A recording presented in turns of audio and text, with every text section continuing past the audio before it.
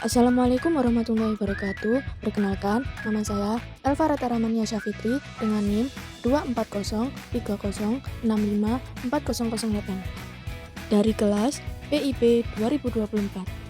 Kali ini saya akan menjelaskan salah satu produk kita, yaitu teori evolusi Darwin. Siapakah Darwin dan apa itu teori evolusi Darwin?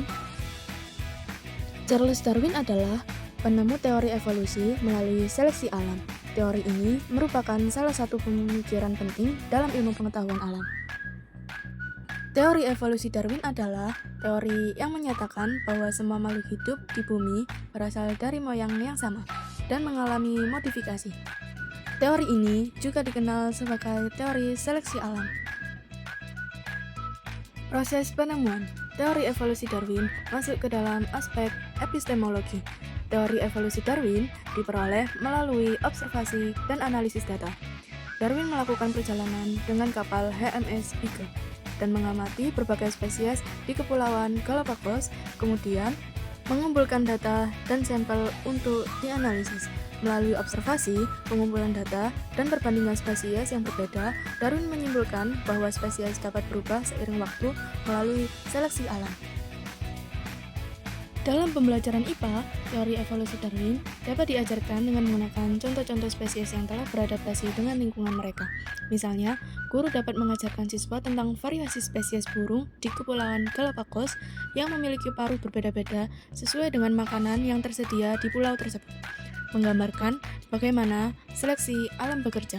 Siswa dapat melakukan kegiatan eksperimen sederhana yang menunjukkan prinsip-prinsip seleksi alam.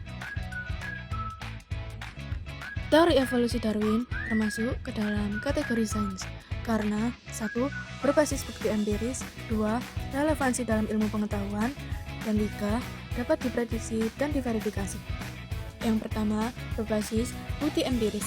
Teori ini didasarkan pada pengamatan dan pengumpulan data yang dapat diuji melalui eksperimen dan observasi. Darwin menggunakan metode ilmiah untuk mengumpulkan sampel dan menganalisis variasi spesies di Kepulauan Galapagos. Yang kedua, relevansi dalam ilmu pengetahuan alam. Teori ini memberikan penjelasan yang valid dan relevan terhadap bagaimana makhluk hidup berubah dari waktu ke waktu dan bagaimana seleksi alam berperan dalam evolusi. Seiring waktu, teori ini terus diuji dan dikembangkan dengan penemuan ilmiah baru.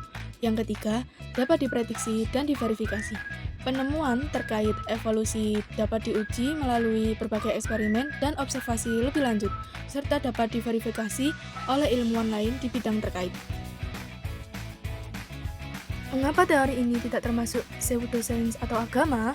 Karena tidak berdasarkan kepercayaan atau teori tanpa bukti, berbeda dengan agama yang berfokus pada keyakinan, dan pseudosains yang tidak dapat diuji atau diverifikasi. Secara ilmiah, teori evolusi didasarkan pada bukti nyata yang dapat diuji ulang oleh komunitas ilmiah. Metode yang digunakan yaitu metode induktif. Metode induktif adalah proses penarikan kesimpulan umum dari pengamatan atau data yang spesifik. Dalam hal ini, Darwin menggunakan pendekatan induktif ketika mengumpulkan data melalui observasi variasi spesies di berbagai pulau, terutama di Kepulauan Galapagos. Ia mengamati spesies tertentu, mencatat perbedaan-perbedaan yang ada, dan kemudian menarik kesimpulan bahwa spesies dapat berubah melalui seleksi alam untuk beradaptasi dengan lingkungan mereka. Sikap ilmiah yang digunakan Darwin yaitu skeptis dan berpikir kritis.